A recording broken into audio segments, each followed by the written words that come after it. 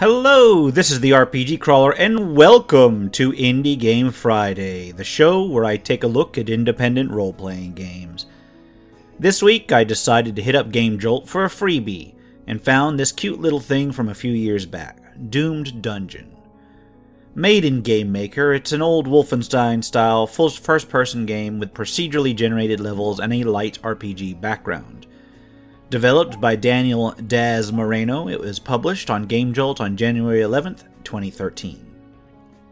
The storyline is, as in all of these sorts of games, pretty straightforward. You're in a dungeon, and you need to get to the bottom to defeat the evil Vavaim.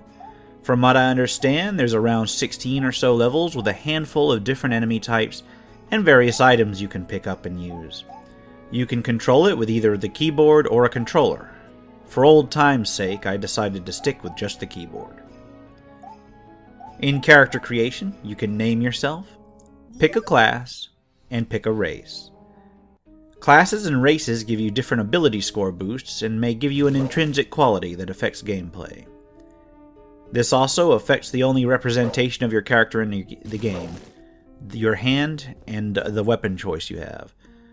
Those are the only things that you could ever see of your character just visible on the playing field as you look out. As the product of a lone developer, it's got some understandably variable quality.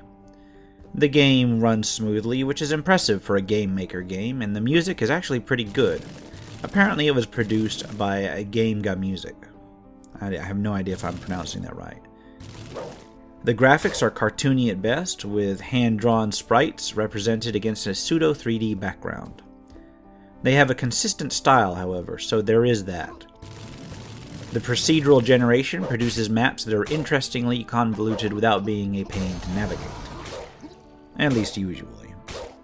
And as you descend in levels, the look and feel of the dungeon changes, growing ever darker and more foreboding. English is not the developer's native language, but I honestly didn't see too much wrong with the translation, as basic as this game is. Gameplay-wise, you have a single attack, and 4 spells that you can choose from to fire from your offhand.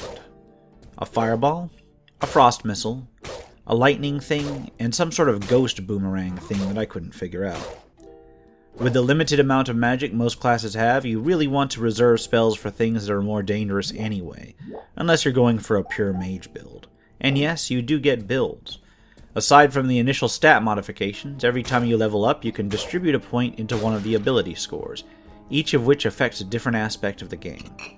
An ability diagram helps you visualize your character's overall point distribution. You'll pick up a lot of various items during the game, though rather than weapon or armor upgrades, they are power-ups that go into your inventory. You can use them directly from the inventory, or, if in the case of the 3 most commonly available potions, use them directly from hotkeys. Supposedly, there's 10 different sorts of items.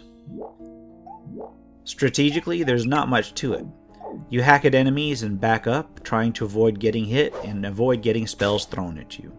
It's actually a lot more fun and difficult than you'd think, and if you like the whole Wolfenstein 3D style games with a little bit of a RPG touch from back in the 90s, then you'll probably feel right at home here. All in all, for a free download, I recommend it, at least to kill an afternoon with. Sure, there's way more in-depth roguelikes out there, but this one has a little bit of a charm all of its own. I'll put the link to the Gamejolt page in the description below. As always, this has been the RPG Crawler. If you like what you've seen, remember to like, comment if you got feedback, and subscribe for more RPG content. Until next time, take care and goodbye.